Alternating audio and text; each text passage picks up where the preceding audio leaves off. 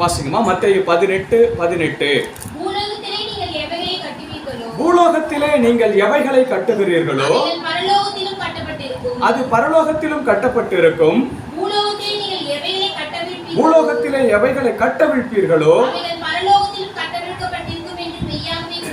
அவைகள் பரலோகத்திலும் கட்டவிழ்க்கப்பட்டிருக்கும் என்று மெய்யாகவே உங்களுக்கு சொல்லுகிறேன். ஆமென்.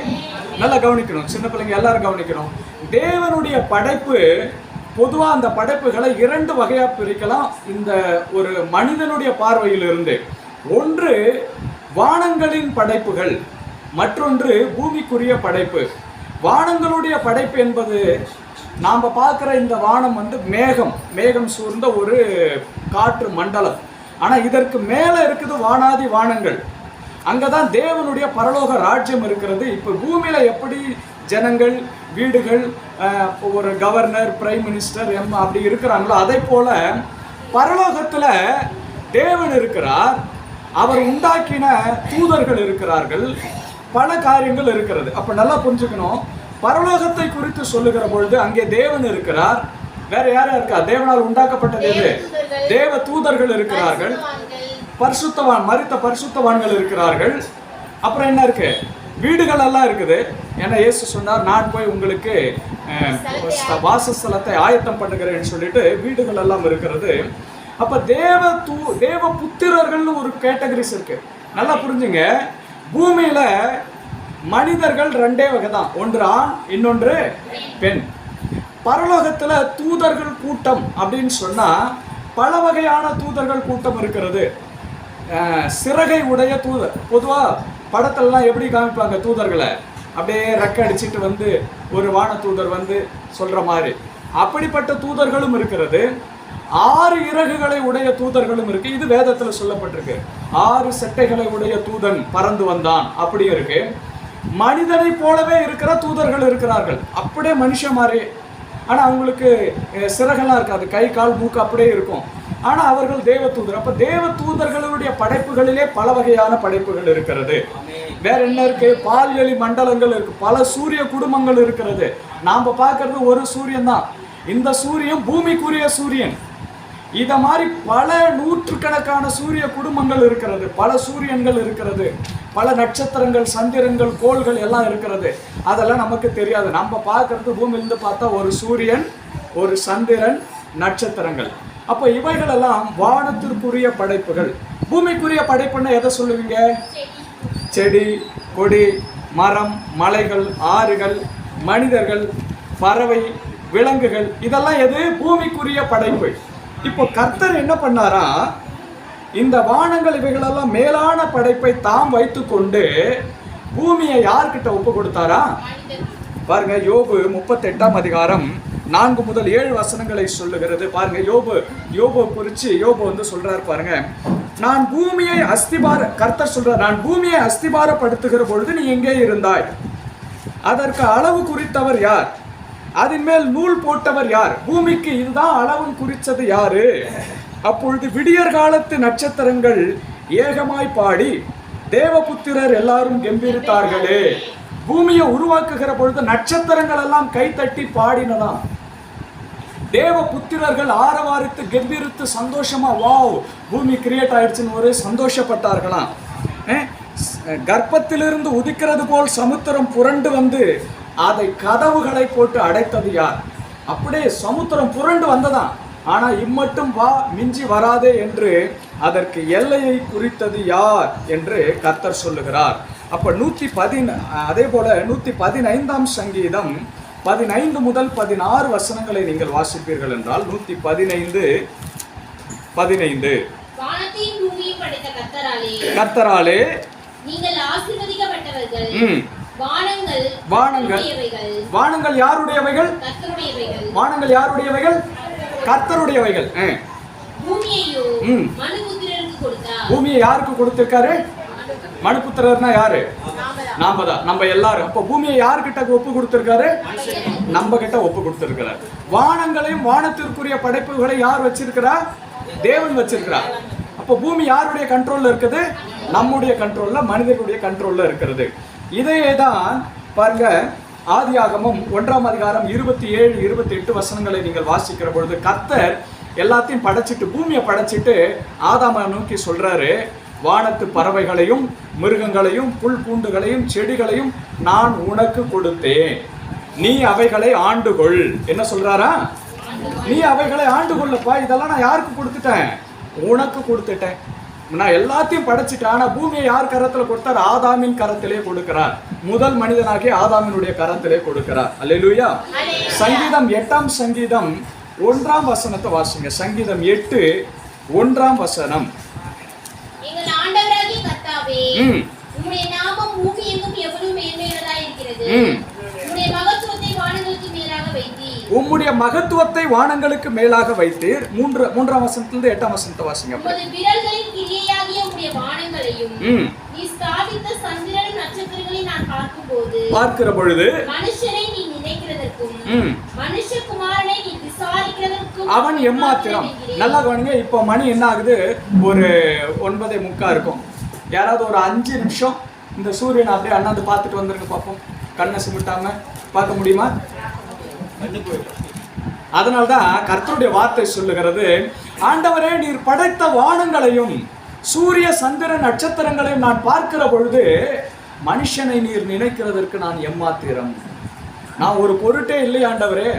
நான் உங்களை பார்க்கறத விட்டுருங்க, நீங்க படைத்த ஒரு படைப்பையே என்னால என்ன பண்ண முடியல, பார்க்க முடியல. அவ்வளவு மகிமையாய் அவ்வளவு பிரகாசமாய் இருக்கிறது, என்ன நீங்க நினைக்கிறதற்கு எம்மாத்திரம் ஆண்டவரே அப்படின்னு சொல்றேன். தொடர்ந்து வாசிங்கம்மா. மனுஷனை எப்படி படிச்சிருக்காராம்? தேவ தூதர்களை விட சற்று சிறிய லெவல். இன்னொரு டிரான்ஸ்லேஷன் சொல்லுது, நீர் தேவனிலும் சற்று சிறியவனாய், உம்மை விட கொஞ்சம் கம்மியா படைச்சிருக்கிறீங்க, அவ்வளவுதான் ஆண்டவரே. அடுத்தது, மகிமையினாலும் கனத்தினாலும் முடிசூட்டுகிறீர்.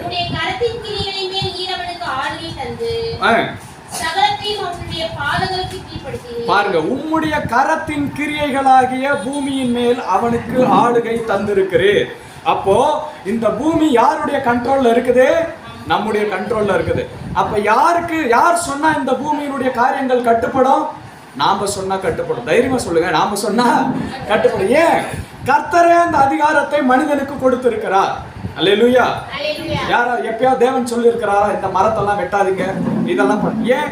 அது நமக்கு கொடுக்கப்பட்டிருக்கிறது. அப்ப அந்த அதிகாரம், அப்ப நான் என்ன சொல்ல வரேன், வானத்தையும் வானங்களின் படைப்புகளையும் தேவன் தம்முடைய அதிகாரத்தில் வைத்திருக்கிறார். பூமிக்குரிய சகலத்தையும் அவர் மனிதனுக்கு கொடுத்திருக்கிறார். அல்லேலூயா. ஆகவேதான் இயேசு கூட பாருங்க, இயேசுவை பிசாசானவன் சோதித்த பொழுது அவன் சொல்றான் பாருங்க, மத்தேயு 4ஆம் அதிகாரம் 8 முதல் 9 வசனங்களை வாசிங்க. 4, 8, 9. பாருங்க, இப்ப இயேசு மனிதனாய் பூமியில இருக்கிறார். ஆனா பிசாசு சொல்றான் பாருங்க, உயர்ந்த மலையிலே கொண்டு போய் நிறுத்தி உலகத்தின் சகல ராஜ்யங்களையும் அவைகளின் மகிமையும் அவருக்கு காண்பித்து நீ சாஷ்டாங்கமாய் விழுந்து என்னை பணிந்து கொண்டாய், இவைகளெல்லாம் உமக்கு தருவேன் என்று சொன்னார். இப்போ ஒரு கேள்வி, பிசாசு இயேசுவை உயர்ந்த மலையின் உச்சியிலே நிறுத்தி நீங்க என்ன சாஷ்டாங்கமா விழுந்து வணங்கினா இதெல்லாம் நான் உங்களுக்கு கொடுக்குறேன் அப்படின்னு சொல்றான். இப்போ ஒரு கேள்வி, இந்த பூமியை யார்கிட்ட கொடுத்தாரு? தேவன். ஆனா பிசாசு சொல்றான், நான் உனக்கு கொடுக்குறேன். எப்படி பிசாசுக்கு போச்சு அந்த அதிகாரம்?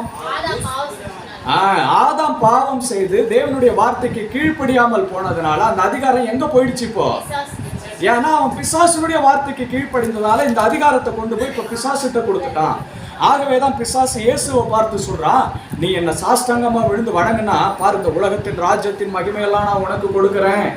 கர்த்தர் சொல்றாரு, அப்பால போ சாத்தானே, தேவனாகிய கர்த்தர் ஒருவருக்கே பணிந்து ஊழியம் செய்வாயாக. அப்ப பாருங்க, இயேசுவின் இடத்துல போய் சொல்றான் அவன். ஏன்? அந்த அதிகாரம் கை மாறிடுச்சு. அந்த அதிகாரம் என்ன ஆயிடுச்சு? மனிதனுக்கு கொடுத்த அதிகாரம், மனிதன் அந்த அதிகாரத்தை கொண்டு போய் சாத்தான் கிட்ட கொடுத்துட்டதால இப்ப சாத்தான் ஆளுகை செஞ்சு சொல்றான், ஏசப்பா உங்களுக்கு ஒன்று தெரியுமா, இதெல்லாம் என் கண்ட்ரோல்ல இருக்கு, நீங்க மாத்திரம் என்ன வணங்கினா இதை நான் உங்களுக்கு கூட. யாற்ற தேவன் அவரை சாத்தானை உண்டாக்கி கீழே தள்ளனவர்கிட்டே போய், ஏன்னா இப்ப அவர் மனுஷனா வந்திருக்கிறார், அதனால பூமியில அந்த அதிகாரம் இப்ப இவங்கிட்ட இருக்கிறதால இவன் சொல்றான், நான் உனக்கு கொடுக்கறேன். அல்லேலூயா.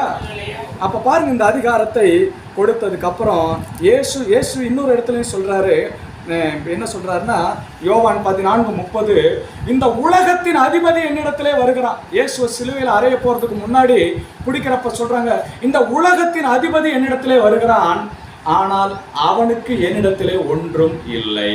அல்லேலூயா சொல்லுங்க. அப்ப இயேசுவே ஏன் உலகத்தின் அதிபதின்னு சொல்றாரு? ஏன்னா அந்த அதிகாரம் பிசாசு கிட்ட போயிடுச்சு. ஆனா எப்ப அந்த அதிகாரம் மீட்கப்பட்டது? சிலுவையிலே அவர் எப்பொழுது ரத்தம் சிந்தி மரித்தாரோ அந்த அதிகாரத்தை அவன் கையிலிருந்து திரும்ப பறிச்சிட்டாரு.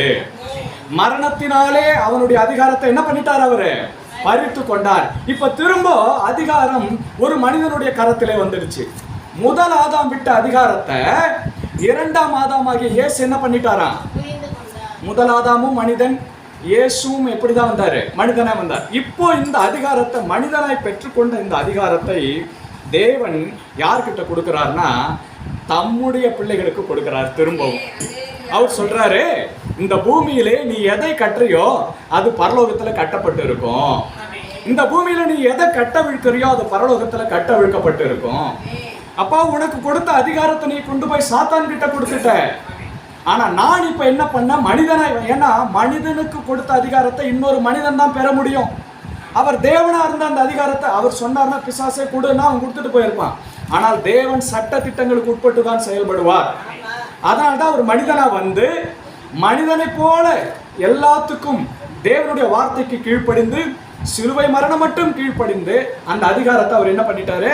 வாங்கிட்டு இப்ப யார்கிட்ட கொடுக்கிறாரா? நம்ம கிட்ட கொடுக்கிறார். எப்படி கொடுக்கிறாரு? மத்தேயு 18:18, பூலோகத்திலே நீ எவைகளை கட்டுகிறாயோ அது பரலோகத்திலே கட்டப்படும். பூலோகத்திலே நீ எவைகளை கட்டவிழ்க்கிறாயோ பரலோகத்திலும் கட்டவிழ்க்கப்பட்டிருக்கும். நல்லா கவனிக்கணும். கட்டவிழ்ப்பு ஏன் பூமியில கட்டுறதுக்கும் பரலோகத்துக்கும் என்ன சம்பந்தம்? சரி, இங்க நான் ஒரு காரியத்தை பூமியில நான் நிர்ணயிக்கிறேன், பரலோகத்தில் அது என்ன? அதனால தான் இயேசு சொன்னார், பூலோகத்திலே நீங்கள் ஒருமனப்பட்டு ஒரு காரியத்தை நிர்ணயிச்சிங்கன்னா அது தேவனாலே உங்களுக்கு உண்டாயிருக்கும். ஆனா இந்த வசனத்தை சொல்லுகிற பொழுது கர்த்தர் இதோட கான்டெக்ஸ்ட்டை நீங்க பாத்தீங்கன்னா பாவத்தை மன்னிப்பதை குறித்து சொல்லுகிறார். அதே மத்தேயு 18:14-17 வசனங்களை வாசிங்கம்மா. இவ்விதமாக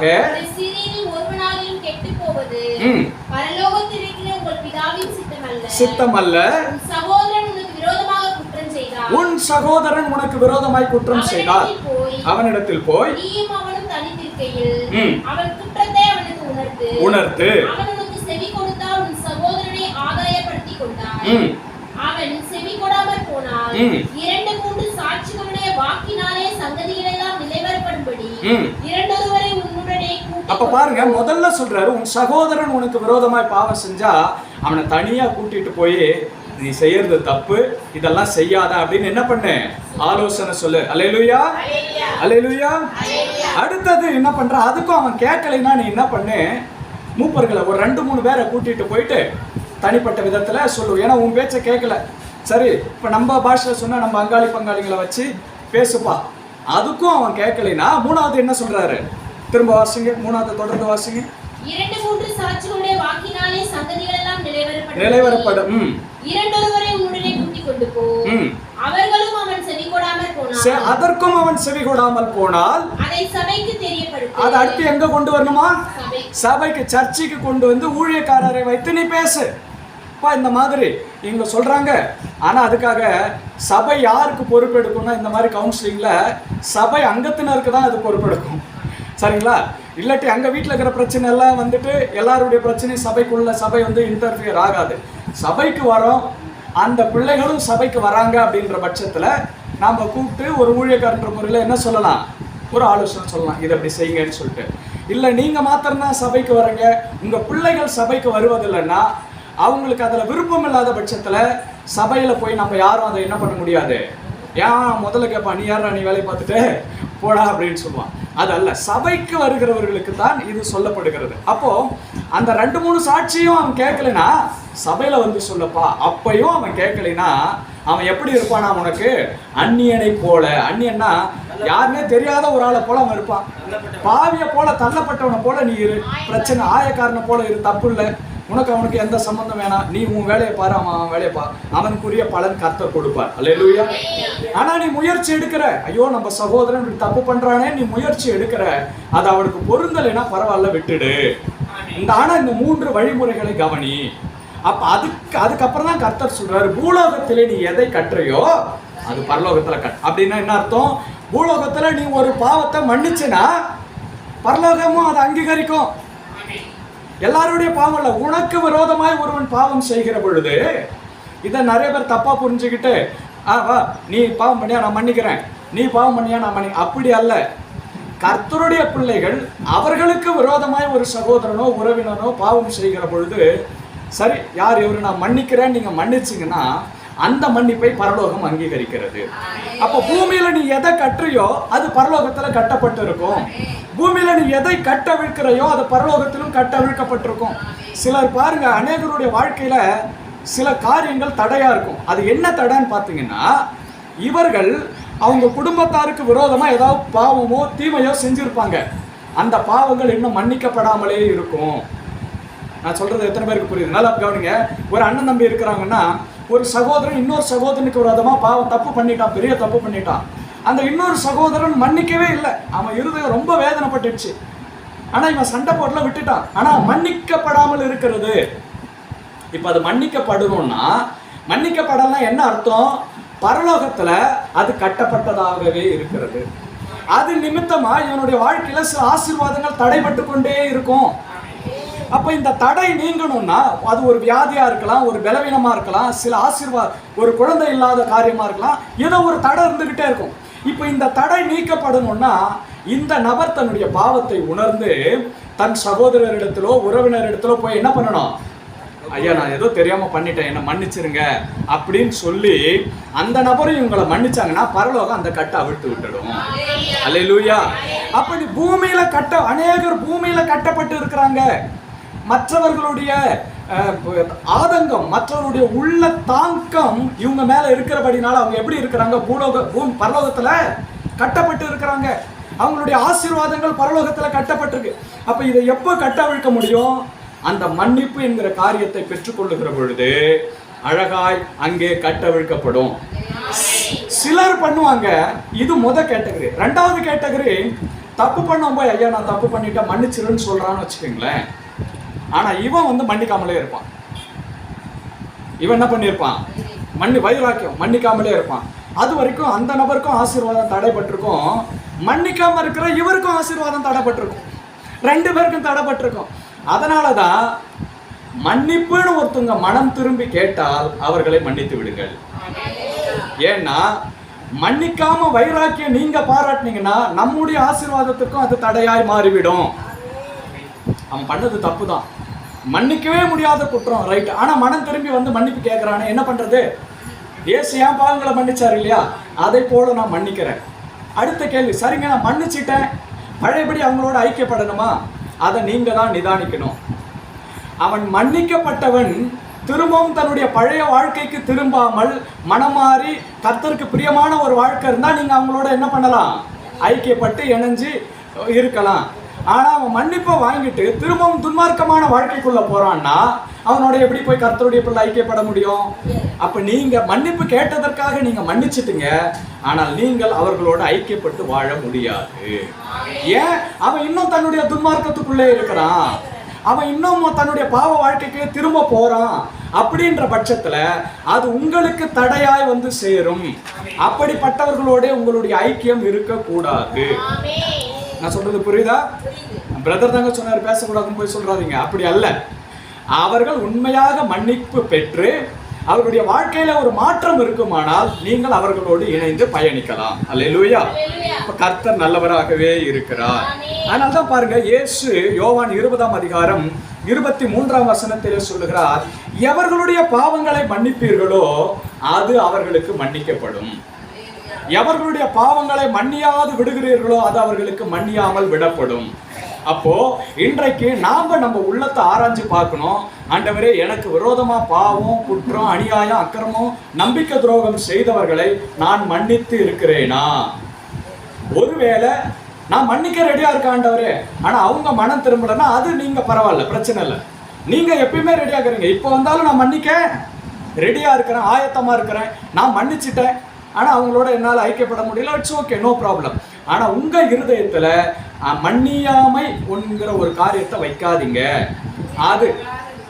அது இருக்கிற வரைக்கும் என்ன பிரச்சனைனா, உங்க வாழ்க்கையில சில தடைகள் இருக்கும், சில போராட்டங்கள் இருந்து கொண்டே இருக்கும், விடுதலை காண முடியாது. அதனால அவங்க எவ்வளவு காயப்படுத்திருந்தாலும், ஏசப்பா இந்த காயத்தெல்லாம் உங்களுடைய சிலுவையில நான் ஒப்பு கொடுக்கிறேன் ஆண்டவரே, உங்க ரத்தத்தால என் காயங்களை கழுவுங்க. அவங்க அவங்க என்கிட்ட வந்து பேசுனா நான் மன்னிச்சு அவங்கள நான் மறந்துடுறேன், அவங்களுடைய காரியங்களை மன்னிச்சிடுறேன் நான். ஆனா அடுத்த ஸ்டேஜ் அவங்க கூட பழையபடி ஐக்கியப்படணுமாங்கிற ஒரு காரியம், அவர்கள் மனம் திரும்பின ஒரு வாழ்க்கைக்குள்ள வந்தா நீங்க அவங்களோட இணைந்து செயல்படலாம். இல்லவென்றால் பாவத்தோடு நீங்கள் போய் பங்கு பெற்றுக் கொள்ளாதிருங்கள். அல்லேலூயா. கர்த்தர் நல்லவராகவே இருக்கிறார். அப்போ முதலாவது மன்னிப்பு, இரண்டாவது அதிகாரத்தை கொடுக்கிறார். எதற்கு அதிகாரம் தரார் தெரியுங்களா? கட்டுகளை அவிழ்க்கவும் கட்டுகளை கட்டவும் அதிகாரம் கொடுக்கிறார். பிசாசின் கிரியைகளை கட்டுறதுக்கு நமக்கு என்ன பண்றாரு? அதிகாரத்தை கொடுக்கிறாரு. கட்டு அவிழ்க்கிறதுக்கும் என்ன பண்றாரா? அதிகாரத்தை கொடுக்கிறார். உதாரணம், இது எப்படி நடக்குதுன்றதை நீங்க பாருங்க. அழகாய் ஒரு வேத வசனம் சொல்லுகிறது. ஓசியா 11ஆம் அதிகாரம் 1ஆம் வசனம். ஓசியாவின் புஸ்தகம் 11ஆம் அதிகாரம் 1ஆம் வசனம். அதை வாசிங்கம்மா. பழைய ஏற்பாட்டில் வரும் பாருங்க. யோபு தீர்க்க தரிசனாகமங்கள்ல வரும் பாருங்க. நல்லா கவனிங்க. இஸ்ரவேல் இளைஞனாய் இருந்த பொழுது நான் அவனை நேசித்தேன், வரவழைத்தேன். அவர்கள் தங்களை அழைக்கிறவர்களின் முதுகுக்கு விலகி போய்விட்டார்கள், பாகால்களுக்கு பலியிட்டு விக்கிரகங்களுக்கு தூபம் காட்டினார்கள். நான் எப்பிராயீமை கைப்பிடித்து நடக்க பழக்கினேன், ஆனாலும் நான் தங்களை குணமாக்குவர் என்று அறியாமல் போனார்கள். வேற ஒரு வசனம் இருக்கு.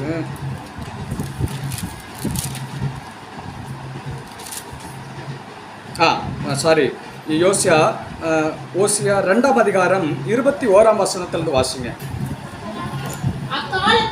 நல்ல கவனிங்க. அக்காலத்திலே நான் மறுமொழி கொடுப்பேன் என்று கர்த்தர் சொல்கிறார். பாருங்க, கர்த்தர் சொல்றாரு அக்காலத்திலே நான் மறுமொழி கொடுப்பேன். என்ன கொடுப்பாரா? மறுமொழி கொடுப்பேன். ஓகே. நான் வானங்களுக்கு மறுமொழி கொடுப்பேன். தேவன் எங்க மறுமொழி தராங்க? வானங்களுக்கும். ஆனா நாம எங்க ஜெபிக்கிறோம்? இப்ப இந்த ஆர்டர் அப்படியே பார்த்துட்டு வாங்க, உங்களுக்கு அழகா புரியும். தேவன் வானங்களுக்கு மறுமொழி கொடுக்கிறாரா? அவைகள் பூமிக்கு மறுமொழி கொடுக்கும். அவைகள் எங்க மறுமொழி கொடுக்குதா? பூமிக்கு மறுமொழி கொடுக்கும். பூமி தானியத்துக்கும் திராட்சரசத்துக்கும் எண்ணெய்க்கும் மறுமொழி கொடுக்கும். பூமி அடுத்த திராட்சரசத்துக்கும் எண்ணெய்க்கும் மறுமொழி கொடுக்கும். இவைகள் இஸ்ரவேலுக்கு மறுமொழி கொடுக்கும். அவைகள் ஜெபம் பண்ண மனுஷனுக்கு மறுமொழி கொடுக்குமா? நல்லா கவனிங்க. இஸ்ரவேல் என்கிற ஒரு தேவ மனுஷன் ஜெபிக்கிறான். இதை கற்பனை பண்ணிக்கங்க. இப்ப ஜெபம் பரலோகத்துக்கு போகுது. தேவன் வானங்களுக்கு மறுமொழி கொடுக்கிறார். அந்த வானங்கள் எதுக்கு மறுமொழி கொடுக்குதான்? பூமிக்கு கொடுக்குது. பூமி என்ன பண்ணுது? ஒருவேளை அவர் இப்படி ஜெபிப்பது தப்ப, ஆண்டவரே என்னுடைய விளைச்சல்கள் எல்லாம் ஆசீர்வதிங்கன்னு ஜெபம் பண்ணாரோ என்னமோ தெரியல. அப்ப தேவன் வானத்துக்கு மறுமொழி கொடுத்து, வானம் பூமிக்கு மறுமொழி கொடுத்து, பூமி எந்த காரியத்திற்காக ஜெபிச்சாரோ அந்த காரியத்திற்கு மறுமொழி கொடுத்து, அது இந்த மனிதனுக்கு மறுமொழி கொடுக்குது. எப்படி மறுமொழி கொடுக்கும்? நல்ல விளைச்சலை கொடுக்குது. அல்லேலூயா. நான் சொல்றது எத்தனை பேருக்கு புரியுது? நான் இப்போ ஒரு மனிதன் ஜெபிக்கிற, ஆண்டவரே நான் விதைச்சிருக்கிறேன், எனக்கு நல்ல விளைச்சலை கொடுங்க. இது ஜெபம். இந்த ஜெபம் எங்க இருந்து போகுது? பூமியில இருந்து போகுது. எங்க போகுது? பரலோகத்துக்கு போகுது. பரலோகம் வானாதி வானங்கள் மேல இருக்குது. அங்கிருந்து தேவன் வானங்களுக்கு மறுமொழி கொடுக்கிறார். வானத்துல இருந்து எங்க வருது மறுமொழி? பூமியில இருந்து எங்க வருது? எந்த நோக்கத்திற்காக ஜெபம் பண்ணாரோ அங்க வருது. அது விளைச்சலின் பலனை கொடுத்து இவனுக்கு மறுமொழி கொடுக்குது. அந்த செடி பேசல, ஆனா விளைச்சலாய் அவனுக்கு மறுமொழி கொடுக்கிறது. அதை போலதான் பூமியில ஒரு காரியத்தை நான் கட்டுகிற பொழுது, இது எங்க பரலோகத்துல தேவன் கட்டுறாரு. எஸ், என் பிள்ளை கட்டிட்டா நான் அதை தடை பண்றேன். உடனே வானங்கள் பூமிக்கு சொல்லுது, எப்ப அதை தடை பண்ணி போடு. ஏன்னா கர்த்தருடைய பிள்ளை இயேசுவின் நாமத்தினால என்ன பண்ணிட்டாரு? அவர் அதை தடை பண்ணிட்டாரு. பூமி என்ன பண்ணுது? அதை கொண்டு போய் எந்த நோக்கத்திற்காக நாம கட்டுகிறோமோ அந்த காரியத்துல போய் அதை என்ன பண்ணுது? கட்டி போடுது. உதாரணத்துக்கு சில வியாதி பலவீனம் இருக்குன்னு வச்சுக்க, இயேசுவின் நாமத்தினால இந்த பலவீனத்தை நான் கட்டு அப்புறப்படுத்துகிறேன்னு சொல்றப்ப நீங்க ஜெபிக்கிறீங்கன்னு வச்சுங்க, இந்த ஜெபம் இயேசுவின் நாமத்தினால சொல்லப்பட்டதா எங்க போகுது? பரலோகத்துக்கு போகுது. தேவன் அதை கேட்டு எஸ் என் மகன் சொல்லிட்டான் அதை தடை பண்ணுப்பான்னு கட்டளை எங்க கொடுக்குறாரு? வானங்களுக்கும் கொடுக்கிறார். வானங்கள்னு சொல்றப்ப அது தூதர்களா இருக்கலாம். ஏன்னா ஒவ்வொரு கர்த்தருடைய பிள்ளைக்கும் கர்த்தர் ஒரு தூதரை நியமித்து இருக்கிறார். மிகாவேல் தூதர் நமக்காக யுத்தம் பண்ணுகிறவர், கேப்ரியல் தூதர் நமக்காக செய்தியை கொண்டு வருகிறவர். இப்போ தூதர்களுக்கு கட்டளை இட்ட உடனே அவங்க என்ன பண்றாங்க? பூமிக்கு கட்டளை கொடுக்குறாங்க, இந்த காரியங்களெல்லாம் என்ன பண்ணுங்க, நியாயம் விசாரிக்கிறாங்க, இதெல்லாம் நடத்து அப்படின்னு சொல்லணும். அந்த பூமி என்ன பண்ணுதான்? ஓகே, இந்த காரியமா நான் இதை கட்டுறேன். பூமி அப்ப பாருங்க, பூமியில நீங்கள் எதை கட்டுகிறீர்களோ அது பரலோகத்துல என்ன பண்ணுமா? பூலோகத்திலே நீங்கள் எதை கட்டவிழ்க்கிறீர்களோ அது பரலோகத்திலும் கட்டவிழ்க்கப்பட்டிருக்கும். அல்லேலூயா. எத்தனை பேருக்கு புரியுது நான் சொல்றது? அப்ப நீங்க விசுவாசத்தோடு கட்டளை கொடுங்க பூமியில. அதுக்குதான் கர்த்தருடைய பிள்ளைகள் ரட்சிக்கப்பட்ட பிள்ளைகளா இருக்கணும். நீங்க விசுவாசத்தோடு கட்டளை கொடுக்கிறப்ப அந்த கட்டளைகளை பரலோகம் அங்கீகரித்து அதை பூமியிலே நிறைவேற்றுகிறதா இருக்கிறது. பாருங்க, வசனம் சொல்லுகிறது, உபாகமம் 25:4, போரடிக்கிற மாட்டினுடைய வாயை கட்டாதே. போரடிக்கிறன்னா மாட்டினுடைய வாயை என்ன பண்ணாத. அது எவ்வளவுப்பா சாப்பிட்ற போது? சாப்பிட்டோம். அதனால போரடிக்கிறோடைய மாட்டினுடைய வாயை கட்டாத அப்படின்னு சொல்ல. மாட்டை குறிச்சு சொல்லல. ஆனா ஊழியக்காரர் சொல்றாரு 1 கொரிந்தியர் 9:10, அது மாட்டை குறிச்சா தேவன் கவலைப்படுறாரு, எங்களை போல ஊழியக்காரங்களை குறிச்சு கவலைப்படுறாரு. என்னன்னு? நாங்கள் ஞான நன்மைகளை விதைக்கிற பொழுது உங்களிடமிருந்து சரீர நன்மைகளை அறுக்க எங்களுக்கு தகுதி இல்லையா? சிலர் சொல்லுவாங்க, ஆமாங்க, அவர் காணிக்கை வாங்கி தாங்க வீடு கட்டிட்டாரு. எப்படி? காணிக்கை வாங்கித்தான் வீடை கட்டிட்டாருங்க. ஆமாங்க, அவங்களுக்கு என்னங்க? அப்படி அல்ல அன்புக்குரியவர்களே. நீங்கள் கேட்கிற இந்த ஞான வார்த்தைகளுக்கும் இந்த ஜபங்களுக்கும் ஈடாக நீங்க 1 கோடி ரூபாய் கொடுத்தாலும் தகும். ஏன்னா இது ஜீவனுள்ள தேவனுடைய வார்த்தைகள். அதனால பவுல் அப்போஸ்தலன் சொல்றாரு, நாங்க ஞான ஆவிக்குரிய நித்திய ஜீவனுக்குரிய காரியங்களை விதைக்கிறோமே, சரீர நன்மைகளை உங்ககிட்ட இருந்து அறுக்கிறதுல எந்த தவறும் இல்லை. ஆனாலும் நாங்க சொல்றோம், ஆனாலும் நாங்கள் உங்களிடத்திலே அப்படி கேட்பதில்லை, எங்கள் சொந்த கைகளாலே உழைத்து. இதை ஏன் நான் சொல்றேன்னா, சிலர் சொல்லுவாங்க, இல்லைங்க இந்த வசனம் சொன்னது மன்னிப்புக்கு தான் சொல்லப்பட்டிருக்கு, நீங்க எல்லா ஆசீர்வாதத்துக்கும் இதை எடுத்து பயன்படுத்த முடியாது. ஆனா பவுல் அப்போஸ்தலன் மாட்டினுடைய வாயை கட்டாதன்னு சொல்றப்ப அதை அவர் எடுத்து தனக்கு ஊழியக்காரர்களுக்காக பயன்படுத்துகிறார். அல்லேலூயா. ஏன்னா சிலர் குழப்பி விடுவாங்க. அதனால தான் நான் சொல்லுவேன், உங்க வீடு தேடி நாங்க ஜெபிக்கிறோம், நாங்க ஊழியம் பண்றோம், யாராவது வந்தா தயவு செய்து என்ன பண்ணாதீங்க, அனுமதிக்க. நாங்க சர்ச்சுக்கு போறோம், நீங்க வேணா ஞாயிற்றுக்கிழமை எங்க சர்ச்சுக்கு வாங்க, எங்க பாஸ்டர் அனுமதிச்சா நாங்க உங்களை உள்ள விடுறோம். பாஸ்டர் நம்பர்லாம் கொடுக்காதீங்க. அவங்க இப்படி யாராவது சொன்னாங்கன்னா சர்ச்சுக்கு வர சொல்லிடுங்க. அல்லேலூயா. ஞாயிற்றுக்கிழமை சர்ச்சு நடக்குது, அங்கே எங்கள் பாஸ்டர் பாருங்க, அவர் சொன்னால் நாங்கள் வீட்டில் அலோவ் பண்ணுறோம். மற்றபடி யாரையும் என்ன பண்ணாதீங்க. ஜெபிக்க வராங்க, நாங்கள் ஜெபம் பண்ணுறப்பா ஏசம்னா, ஏன்னா பல போதனைகள் இருக்கிறது. நாம் ஒரு சரியான சத்தியத்திற்குள்ள உங்களை நடத்துகிறப்ப ட்ராக் மாற்றி விட்டுருவாங்க யாராவது அதனால ரொம்ப கேர்ஃபுல்லாக இருக்கணும். அல்லேலூயா. கர்த்தர் நல்லவராக. அப்போ இந்த பாருங்க, அம்மா கரெக்டாக சில பேர் கூட சாத்தானே வருவான். விழுப்புரத்துல வந்தாங்களா? போன மாசத்துல வந்தாங்களா? Okay okay, very good. கூடுமான வரைக்கும் இல்லைம்மா நாங்கள் 2 நிமிஷம் நின்று ஜெபம் பண்ணிட்டு போகிறோம்னு சொன்னால் கூட என்ன பண்ணாதீங்க, அலோவ் பண்ணாதீங்க. கூடுமான வரை, ஏன்னா யாருன்னு தெரியாதவங்கள அலோவ் பண்ணக்கூடாது. கர்த்தர் நல்லவர். ஆமென். இப்போ பாருங்க, அப்போ பவுல் இந்த உதாரணத்தை சொல்லுகிற பொழுது, ஏன்னா சிலர் இப்படி போதிக்கிறாங்க, ஏங்க இந்த கட்டவிழ்க்கிறது கட்டப்படுறது மன்னிப்புக்கு தாங்க சொல்லப்பட்டிருக்கு, மற்றதுக்கு இல்லைங்க அப்படின்னு சொல்றவர்களுக்கு நான் சொல்லுகிறேன், போரடிக்கிற மாட்டினுடைய வாயை கட்டாதேன்னு சொல்றதை எடுத்து அப்போஸ்தலனாகிய பவுல் எழுதுறாரு, அது மாட்டை குறித்து சொல்லல, ஊழியக்காரர்களாகிய எங்களை குறித்தும் சொல்லுகிறது. அப்போ தேவனுடைய வாக்கு தத்தங்கள் எல்லாம் இயேசு கிறிஸ்துவுக்குள் ஆம் என்றும் ஆமென் என்றும் இருக்கிறது. நீங்க இந்த வாக்கு தத்தங்களை உரிமை பாராட்டி ஜெபியுங்கள். அப்போ பூமியில இன்று நாம என்ன பண்ண போறோம்? கட்ட போறோம். எதெல்லாம் கட்டலாம்? பிசாசின் கிரியைகளை கட்டலாம், வியாதிகளை கட்டி அப்புறப்படுத்தலாம், வறுமைகளை கட்டி. அப்ப எதெல்லாம் கர்த்தர் கொடுக்கிற ஆசீர்வாதத்திற்கு விரோதமா இருக்கிறதோ அவைகளெல்லாம் நீங்க கட்டுங்க, கட்டி அப்புறப்படுத்துங்க. கட்டி வீட்டிலே வச்சக்கூடாது, கட்டி நம்ம காலுக்கு கீழே வச்சு கட்டி அப்புறப்படுத்தணும் இயேசுவின் நாமத்தினாலே. அதோடு கூட எவைகளையெல்லாம் நீங்கள் கட்டவிழ்க்கலாம் என்றால் உங்களுக்குரிய நன்மைகளை, ஆசீர்வாதங்களை நீங்கள் கட்டவிழ்க்கலாம். ஆண்டவரே, என் வாழ்க்கையில இன்னும் சுகம் வேணும், என் சரீரத்துல சுகம் வேணும், என் குடும்பத்துல சமாதானம் வேணும், என் பிள்ளைகளுக்குள்ள ஒரு ஒற்றுமை வேணும், என் எல்லைகள் விஸ்தாரம் அடையணும், என் பேர பிள்ளைகள் ஆசீர்வதிக்கப்பட்டு இருக்கணும், என் குடும்பம் முழுவதும் ரட்சிக்கப்படணும், என் கணவன் ரட்சிக்கப்படணும், என் மனைவி ரட்சிக்கப்படணும், என் பிள்ளைகளெல்லாம் ரட்சிக்கப்படணும். இந்த சமுதாயத்துல ஒரு எரிந்து பிரகாசிக்கிற தீபமாய் நாம் உமக்காக செயல்படணும். இந்த நன்மைகளெல்லாம் நான் கட்ட அவிழ்க்கிறேன் ஆண்டவரே. ஒரு குறை வருகிறதா முன்னமே நீங்க பார்க்கணும், முன்னமே பார்த்து நீங்க கட்ட விழுங்க, நன்மைகளை கட்டவிழ்த்து விடுங்க, நன்மைகளை கட்டவிழ்த்து விடுங்க. இயேசுவின் நாமத்தினால சமாதானத்தை என் குடும்பத்துல கட்டவிழ்க்கிறேன், நன்மைகளை குடும்பத்துல கட்டவிழ்க்கிறேன். என்னென்ன தடைகள் இருக்கிறதோ அந்த தடையெல்லாம் கட்டி நான் அப்புறப்படுத்துகிறேன். அப்படி நீங்கள் சொல்லி ஜெபிக்கிற பொழுது கர்த்தர் நன்மைகளை செய்வார். பாருங்க, நேரம் இல்ல, சுருக்கமா ஒரு காரியத்தை சொல்றேன். தானியேல் என்கிற ஒரு தீர்க்கதரிசி ஜெபிக்கிறார் பூமியில.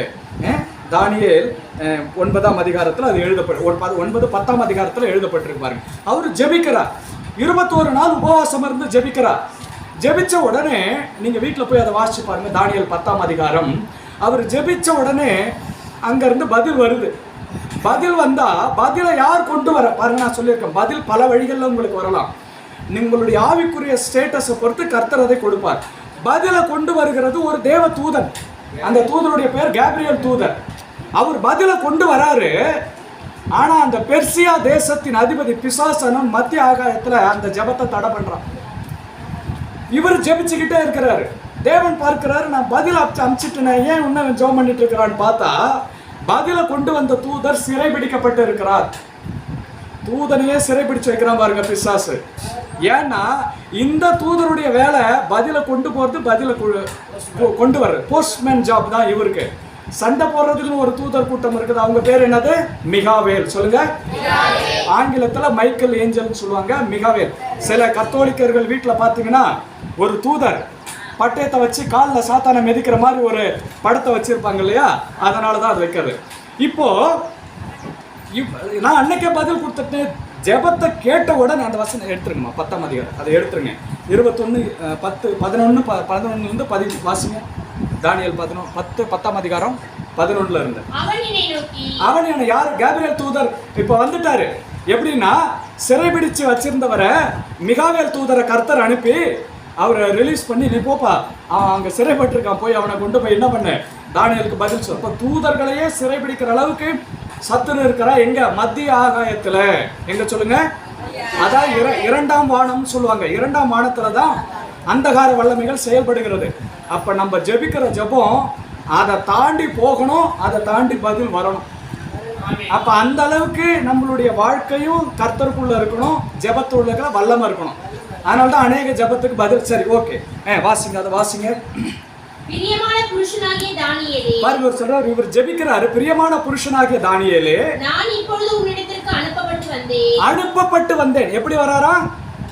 யார் அனுப்புறாப்ப அந்த தூதரை? தேவன் அனுப்புகிறார்.